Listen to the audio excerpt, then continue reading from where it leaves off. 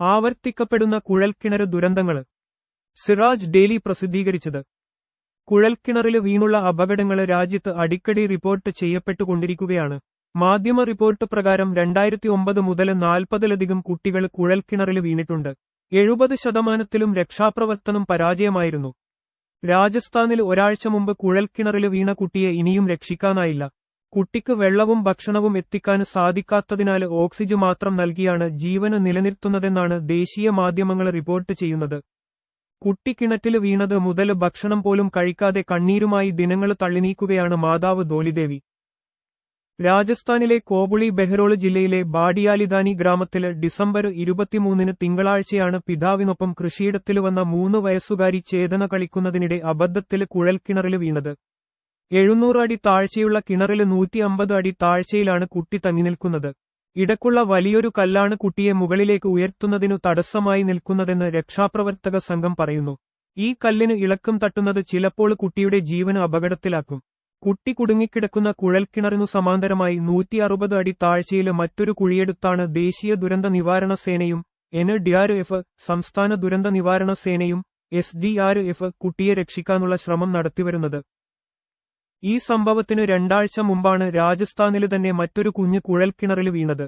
രാജസ്ഥാനിലെ കാളിഗാഡ് ഗ്രാമത്തിലെ കൃഷിയിടത്തില് കളിച്ചുകൊണ്ടിരിക്കെ ആര്യന് എന്ന 5 വയസ്സുകാരന് കുഴൽക്കിണറില് വീണത് ഡിസംബർ 9 വീടിന് 100 അടിയകലെ മാതാവിന്റെ കൺമുമ്പില് വെച്ചാണ് അപകടം. 56 മണിക്കൂർ നീണ്ട രക്ഷാപ്രവർത്തനങ്ങൾക്കു ശേഷം അബോധാവസ്ഥയിലായ കുട്ടിയെ പുറത്തെടുത്തെങ്കിലും താമസിയാതെ മരിച്ചു. കുഴൽക്കിണറില് വീണുള്ള അപകടങ്ങൾ രാജ്യത്ത് അടിക്കടി റിപ്പോർട്ട് ചെയ്യപ്പെട്ടുകൊണ്ടിരിക്കുകയാണ്. 2023 ഡിസംബർ 6 മധ്യപ്രദേശ് ബേതുല ജില്ലയിലെ മാണ്ഡവി ഗ്രാമത്തില് 8 വയസ്സുള്ള സാഹു എന്ന കുട്ടി 55 അടി താഴ്ചയുള്ള കുഴൽക്കിണറില് വീണു.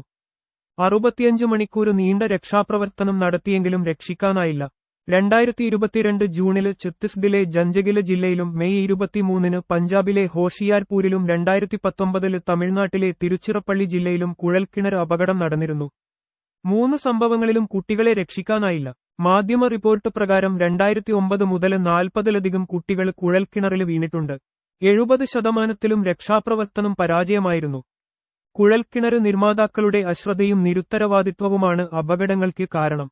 കുഴൽക്കിണർ കുഴിച്ചാല് അപകടങ്ങൾക്കും ദുരന്തങ്ങൾക്കുമിടയാകാത്ത വിധം അതിന്റെ മുകൾഭാഗം അടച്ചിടേണ്ടതുണ്ട്. പലരും പമ്പിംഗ് നടന്നുകൊണ്ടിരിക്കുന്ന ഘട്ടത്തിൽ ഇക്കാര്യത്തിൽ ശ്രദ്ധിക്കുമെങ്കിലും കിണർ ഉപയോഗശൂന്യമാകുകയോ വെള്ളം വറ്റുകയോ ചെയ്താലും കിണറിൽ സ്ഥാപിച്ച മോട്ടോർ പമ്പിന്റെ അറ്റകുറ്റപ്പണികൾ നടക്കുമ്പോഴും അവ അശ്രദ്ധമായി ഒഴിച്ചിടുകയാണ് ചെയ്യുന്നത്. മുകൾ ഭാഗം മൂടാറില്ല. നാഷണൽ ഡിസാസ്റ്റർ റെസ്പോൺസ് ഫോഴ്സ് 2019 പുറത്തുവിട്ട കണക്ക് പ്രകാരം ഏകദേശം 27 ലക്ഷം കുഴൽ കിണറുകളുണ്ട് ഇന്ത്യയിൽ. ഇപ്പോൾ അവയുടെ എണ്ണം 30 ലക്ഷത്തിന് മുകളിലെത്തിയിരിക്കും. കുഴൽക്കിണർ അപകടങ്ങൾ തടയുന്നതിന് 2010 ഫെബ്രുവരി 11 സുപ്രീം കോടതി സമഗ്രമായ മാർഗനിർദ്ദേശങ്ങൾ പുറപ്പെടുവിച്ചിട്ടുണ്ട്. നിർമ്മാണത്തിനു മുമ്പ് കിണറിനു ചുറ്റും മുള്ളുവേലി പണിയുക, കിണറിന്റെ മുകൾ ഭാഗത്ത് ബോൾട്ടുകൾ ഉപയോഗിച്ച് സ്റ്റീൽ പ്ലേറ്റ് കവർ സ്ഥാപിക്കുക, കിണറിന്റെ നിർമ്മാണം പൂർത്തിയായാൽ കുഴിയുടെ അടിയിൽ നിന്ന് തറനിരപ്പ് വരെ മണ്ണ് നിറക്കുക, കിണർ നിർമ്മാണത്തിന് 15 ദിവസം മുമ്പെങ്കിലും ഭൂവുടമ വിവരം ജില്ലാ കലക്ടറെയോ ബന്ധപ്പെട്ട അധികാരികളെയോ അറിയിക്കുക തുടങ്ങിയവയാണ് നിർദ്ദേശങ്ങൾ. രാജ്യത്ത് നടന്ന കുഴൽക്കിണർ അപകടങ്ങളുടെ ഭീകരത വിവരിക്കുന്ന ഒരു കത്ത് സുപ്രീം കോടതിക്ക് ലഭിച്ചതിനെ തുടർന്നാണ് അന്നത്തെ ചീഫ് ജസ്റ്റിസ് KG ബാലകൃഷ്ണന്റെ നേതൃത്വത്തിലുള്ള ബഞ്ച് ഈ വിഷയത്തിൽ സ്വമേധയാ കേസെടുത്ത് മാർഗനിർദ്ദേശങ്ങൾ നൽകിയത്. 2010 ആഗസ്റ്റ് 6 അന്നത്തെ ചീഫ് ജസ്റ്റിസ് SH കപാഡിയയുടെ നേതൃത്വത്തിലുള്ള 3-അംഗ ബഞ്ച് ഉപയോഗിക്കുന്നതും ഉപേക്ഷിക്കപ്പെട്ടതുമായ മുഴുവൻ കുഴൽക്കിണറുകളും ജില്ലാ തലത്തിൽ നിരീക്ഷിക്കാനും പരിപാലിക്കാനും ഉത്തരവും നൽകിയിരുന്നു. ഈ നിർദ്ദേശങ്ങൾ കൃത്യമായി പാലിച്ചിരുന്നെങ്കിൽ ഒഴിവാക്കാമായിരുന്നതാണ് പിന്നീട് നടന്ന കുഴൽക്കിണർ അപകടങ്ങൾ. മറ്റു അപകടങ്ങളിൽപ്പെട്ട് മരിക്കുന്നതുപോലെയല്ല കുഴൽക്കിണർ ദുരന്തത്തിൽ അകപ്പെട്ടുള്ള മരണങ്ങൾ. പേടിച്ചും കരഞ്ഞും വിശന്നും ശ്വാസം കിട്ടാതെയും കൈകാലുകൾ അനക്കാൻ പോലുമാകാതെയും മരണത്തിനു മുമ്പ് വരെ കുഞ്ഞുങ്ങൾ കടന്നുപോകുന്ന അവസ്ഥ എത്ര ഭയാനകവും ദുരിതപൂർണവുമാണ്. ഓർക്കാന് തന്നെ ഭയം തോന്നും. കിണർ കുഴിക്കാനെടുത്ത ചെലവിന്റെ 50% പോലും വേണ്ട ഉപയോഗശൂന്യമായ കിണർ മൂടാന്. അത് മൂടാനുള്ള ഉത്തരവാദിത്വം ഉടമകളിൽ നിക്ഷിപ്തമാക്കുന്നതിലും അവരത് നടപ്പാക്കുന്നുണ്ടെന്ന് ഉറപ്പുവരുത്തുന്നതിലും അധികൃതർ പരാജയപ്പെടുകയാണ്.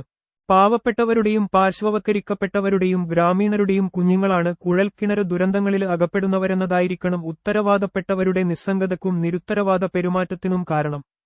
സമ്പന്നരുടെയും നഗരവാസികളുടെയും കുഞ്ഞുങ്ങളെ ബാധിക്കാനിടയില്ലാത്ത ഒരപകടമാണല്ലോ ഇത്.